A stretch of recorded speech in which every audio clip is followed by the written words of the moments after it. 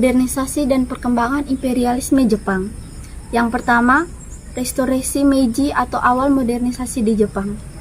Sebelum era modern, Jepang merupakan sebuah negara yang feodalis.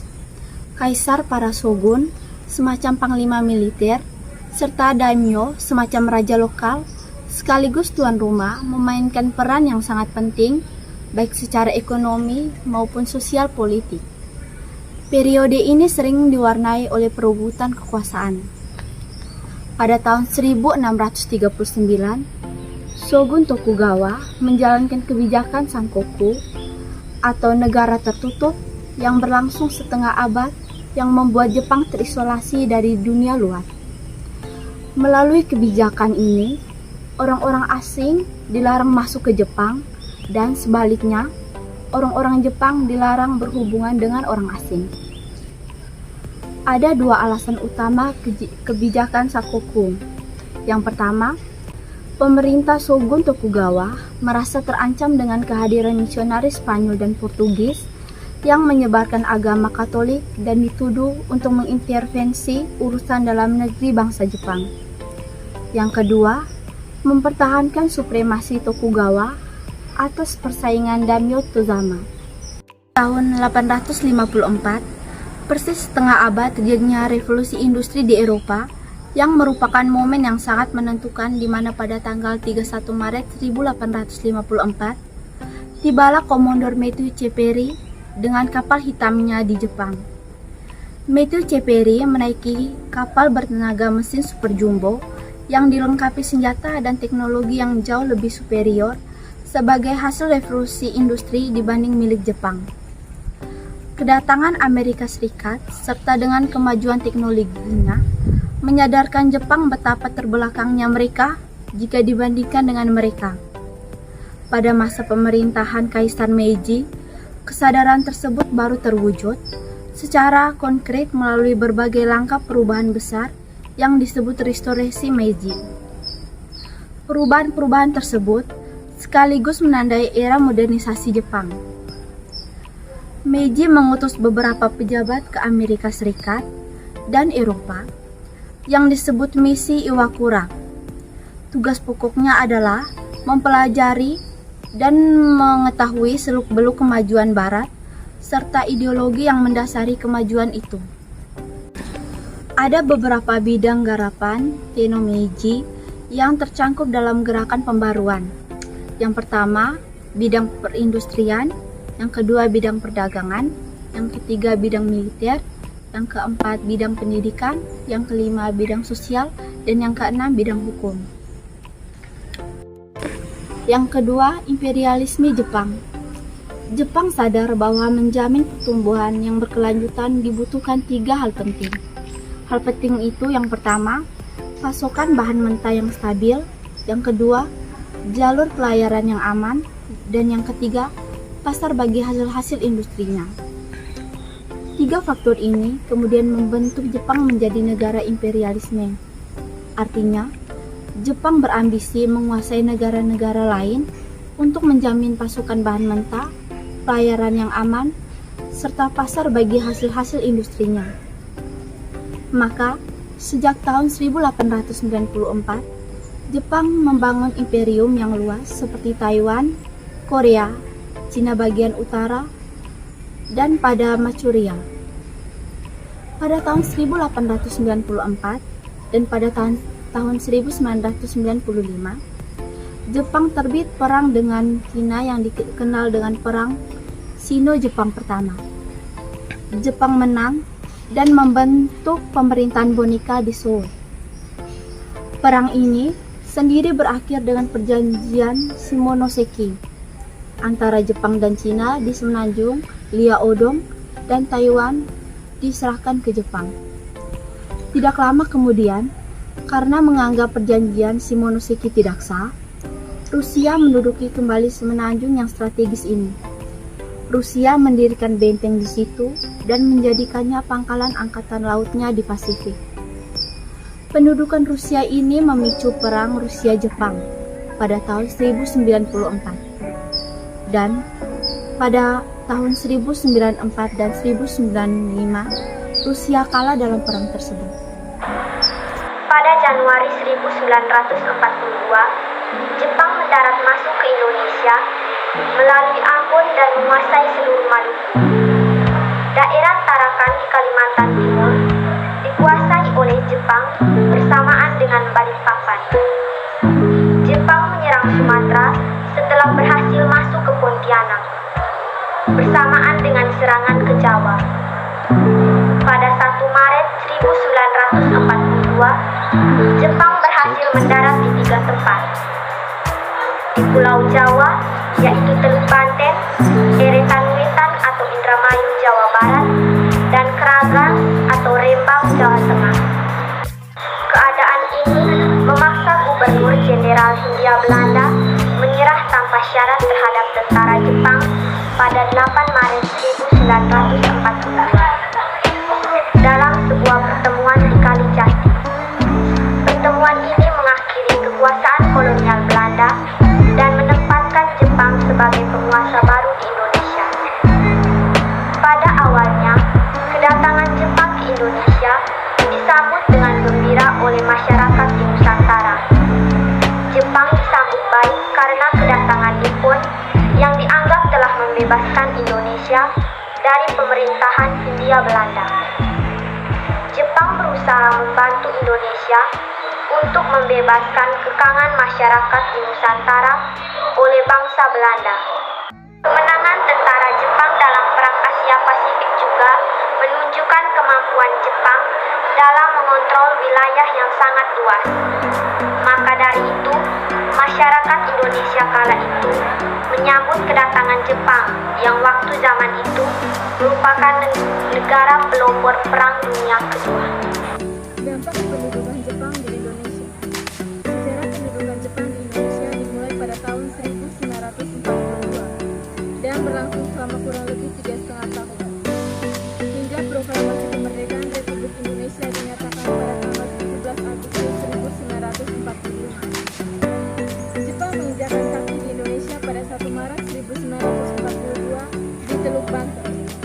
Jepang kala itu berhasil mengalahkan sekutu dalam Perang Dunia Kedua. Indonesia sebelumnya adalah wilayah jajahan Belanda yang merupakan bagian dari sekutu. Tanggal 8 Maret 1962, Belanda menyerahkan kekuasaannya atas wilayah Indonesia kepada pemerintahan militer Jepang. Di sisi lain, Indonesia yang sudah lama dijajah oleh Belanda semula menyambut gembira kedatangan Jepang yang dianggap saudara tua karena sama-sama merupakan bangsa Asia. Akan tetapi, Jepang ternyata tidak berbeda dengan Belanda. Sama-sama bangsa penjajah dan memberikan banyak kerugian terhadap Indonesia. Selama kurang lebih 3,5 tahun menguasai wilayah Indonesia, pendudukan pemerintahan militer Jepang menyebabkan munculnya dampak di berbagai bidang yang dirasakan oleh rakyat Indonesia. Yang pertama, dampak di bidang sosial. Semasa pendudukan Jepang, komunikasi antar pulau dan luar negeri sangatlah sulit. Hal ini disebabkan karena pihak Jepang yang berwenang mengendalikan saluran komunikasi. Selain masalah sosial berupa komunikasi, dampak sosial juga terjadi ketika orang-orang Indonesia mengalami tindakan sewenang-wenang dari Jepang, seperti penahanan, penyiksaan, menjadi korban salah tangkap, dan lainnya. Bukan hanya itu, warga Indonesia juga dijadikan sebagai pekerja paksa atau romusa yang tidak mendapatkan upah. Yang kedua, dampak di bidang ekonomi. Saat menduduki Indonesia, Jepang juga sedang terlibat dalam perang pihak sekutu. Oleh karena itu, Nippon sebagai siasat untuk memanfaatkan Indonesia sebagai sumber kebutuhan menjalankan peperangan, sistem ekonomi perang ini mengakibatkan munculnya penyitaan pabrik, perkebunan, bank, hingga beberapa perusahaan. Lebih lanjut, hal tersebut berdampak pada terjadinya penurunan produksi pangan, kelaparan, hingga kematian. Yang ketiga, dampak di bidang budaya. Pada bidang ini, masyarakat Indonesia dipaksa untuk melakukan penghormatan kepada Temo Heika atau Kaisar yang dianggap sebagai keturunan Dewi Matahari. Ritual tersebut dilakukan dengan membungkukkan badan tepat ke arah Kaisar yang berada di arah matahari terbit. Kala membungkukkan badan, masyarakat juga disuruh untuk menyanyikan lagu kebangsaan negara Jepang, yaitu Kimi ga Yo, dampak di bidang militer. Saat pendudukan terjadi, Jepang memanfaatkan masyarakat untuk bisa terlibat dalam perang Pasifik melawan sekutu. Alasannya sudah tentu dikarenakan Jepang membutuhkan pasukan agar bisa memenangkan perang tersebut. Dengan cara membujuk masyarakat Indonesia untuk melawan pihak musuh, Jepang pada akhirnya berhasil membentuk beberapa organisasi semi-militer. Di antaranya ada Seinendan, Keigodan, Hizbullah, Fujintai, Barisan Pelopor, PETA, dan Heiho. Organisasi tersebut dilatih sedemikian rupa untuk bisa menggunakan senjata, baris berbaris, dan latihan militer lainnya. Salah satu organisasi, PETA, berkembang seiring dengan perubahan situasi Indonesia. Mula-mula berubah menjadi Badan Keamanan Rakyat atau BKR, lalu menjadi Tentara Keamanan Rakyat atau TKR, dan kini menjadi Tentara Nasional Indonesia atau TNI. Terakhir ada pada dampak di bidang pendidikan. Pada masa pendudukan Jepang, pendidikan dapat dibilang mengalami kemajuan, yakni tidak ada diskriminasi antara laki-laki dan perempuan, serta dibentuknya sistem tahapan SD, SMP, dan SMA. Namun, tetap ada motivasi pemanfaatan masyarakat untuk bisa terlibat perang kala itu. Para siswa diwajibkan untuk mengikuti latihan dasar kemiliteran, yaitu baris berbaris dan menyaksikan lagu kebangsaan Jepang. Perjuangan meraih kemerdekaan pada masa pendudukan Jepang dilakukan dengan beberapa cara. Cara yang pertama yaitu perjuangan kooperatif atau kerjasama. Sejumlah tokoh nasionalis Indonesia banyak yang menggunakan kesempatan pendudukan Jepang untuk mencapai kemerdekaan Indonesia. Banyak di antara mereka yang menduduki jabatan-jabatan penting dalam lembaga-lembaga yang dibentuk Jepang. Misalnya Insinyur Soekarno, Muhammad Hatta, Ki Hajar Dewantara, dan K.H. Mas Mansur yang menduduki pimpinan pusat tenaga rakyat atau Putra. Melalui Putra, para pemimpin Indonesia dapat berhubungan dengan rakyat secara langsung, baik melalui rapat-rapat maupun media massa milik Jepang. Yang kedua yaitu perjuangan bawah tanah. Perjuangan bawah tanah adalah perjuangan yang dilakukan secara tertutup dan rahasia. Perjuangan bawah tanah ini dilakukan oleh tokoh nasionalis yang bekerjasama pada instansi-instansi pemerintahan buatan Jepang. Di balik kepatuhannya terhadap Jepang, tersembunyi kegiatan-kegiatan yang bertujuan untuk menghimpun dan mempersatukan rakyat untuk meneruskan perjuangan untuk mencapai Indonesia merdeka. Kelompok-kelompok tersebut antara lain yang pertama kelompok Sukarni, kelompok Ahmad Subarjo, kelompok Sultan Syahrir, dan kelompok pemuda. Yang ketiga yaitu perlawanan angkat senjata. Beberapa perlawanan rakyat pada masa penjajahan Jepang yang pertama yaitu perlawanan di Chok Lieng Aceh yang dipimpin oleh Tengku Abdul Jalil, seorang ulama pemuda. Yang kedua yaitu perlawanan di Singaparna, Tasikmalaya yang dipimpin oleh Kiai Haji Zainal Mustafa. Dan yang ketiga perlawanan sejumlah perwira pembela tanah air di Blitar. Akhir pendudukan Jepang di Indonesia. Akhir pendudukan Jepang di Indonesia adalah pada akhir Perang Dunia II, Jepang fokus ke Indonesia untuk melatih warganya menjadi tentara atau di bidang militer dengan didirikannya pasukan pembela tanah air. Jepang juga putus asa karena daerah jajahannya sebagian besar telah dikuasai oleh tentara Rusia seperti Manchukuo, Mongolia, Korea, Karafuto, dan Kepulauan Tsushima. Hingga puncaknya Jepang menyerah tanpa syarat ke Sekutu 15 Agustus 1945 karena sebelumnya pasukan Sekutu yang dipimpin oleh Amerika Serikat telah membom kota Hiroshima dan Nagasaki. Perang penjajahan Jepang pada masa kini. 1. Pengaruh Jepang dalam pendidikan. Penghapusan diskriminasi yang dibuat Belanda yaitu ada 3 golongan dalam masyarakat, yaitu 1. Kulit putih, Eropa, Timur Asing, Cina, India, dan pribumi. Jepang juga menerapkan jenjang pendidikan formal yaitu sampai dengan 6 tahun, SMP 3 tahun, dan SMA 3 tahun. Yang kedua, pengaruh Jepang terhadap penggunaan bahasa.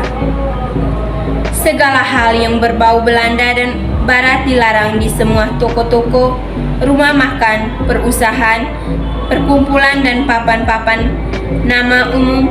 Bahasa pengganti yang diperbolehkan hanya bahasa Indonesia dan bahasa Jepang. Nama kota yang menggunakan bahasa asing diubah dengan nama yang ada dalam bahasa Indonesia. Bahasa Indonesia tidak hanya digunakan dalam bahasa sehari-hari, tetapi digunakan dalam pemerintahan juga. Bahasa Indonesia juga digunakan untuk hasil-hasil karya sastra bangsa Indonesia. Pengaruh Jepang terhadap budaya Indonesia. Demi alasan politik, akibatnya Jepang mendirikan Kemin Bunko Shidusho, pusat kebudayaan, tanggal 1 April 1943 di Jakarta. Fungsi lembaga ini adalah mewadahi aktivitas budayawan Indonesia agar tidak menyimpang dari tujuan Jepang. Yang keempat, bidang militer. Pemerintah kolonial Jepang membantu semangat nasionalisme di kalangan kaum muda Indonesia lewat latihan-latihan militer yang mereka lakukan. Proses pembentukan pembangunan semangat nasionalisme itu dibentuk melalui pembentukan organisasi semi militer dan organisasi militer sebagaimana telah dijelaskan sebelumnya. Proses itu sebetulnya dirancang untuk kepentingan peran Jepang. Akan tetapi, efek sampingnya justru menguntungkan pihak Indonesia, terutama dalam proses persiapan kemerdekaan dan bahkan terus dipraktikkan sampai sekarang. Pengaruh penjajahan Jepang pada masa kini. 1. Pengaruh Jepang dalam pendidikan. Yang pertama, penghapusan diskriminasi yang dibuat Belanda, yaitu ada 3 golongan dalam masyarakat: kulit putih Eropa, Timur Ain Cina India, dan Jepang. Yang kedua, Jepang juga menerapkan jenjang pendidikan formal, yaitu SD 6 tahun, SMP 3 tahun, dan SMA 3 tahun. Yang kedua, pengaruh Jepang terhadap penggunaan bahasa. 1. Segala hal yang berbau Belanda dan Barat dilarang di semua toko-toko, rumah makan, perusahaan, perkumpulan, dan papan-papan nama. Pada saat yang diperbolehkan hanya bahasa Indonesia dan bahasa Jepang.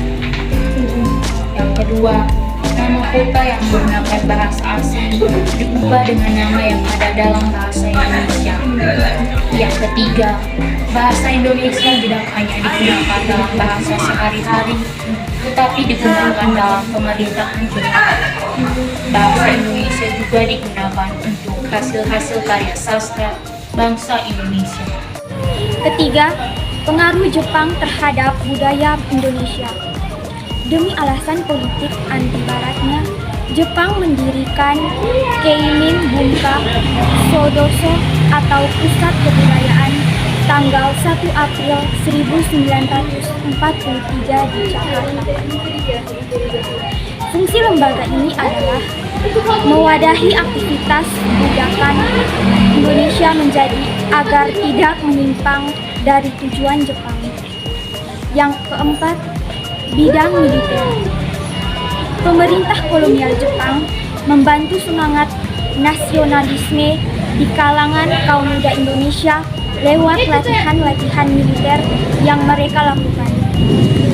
Proses pembentukan dan pembangunan semangat nasionalisme ini dibentuk melalui pembentukan organisasi semi militer dan organisasi militer, sebagaimana telah dijelaskan sebelumnya. Proses ini sebenarnya dirancang untuk kepentingan peran Jepang, akan tetapi efek sampingnya justru menguntungkan pihak Indonesia, terutama dalam proses persiapan kemerdekaannya, dan bahkan terus dipraktikkan sampai sekarang.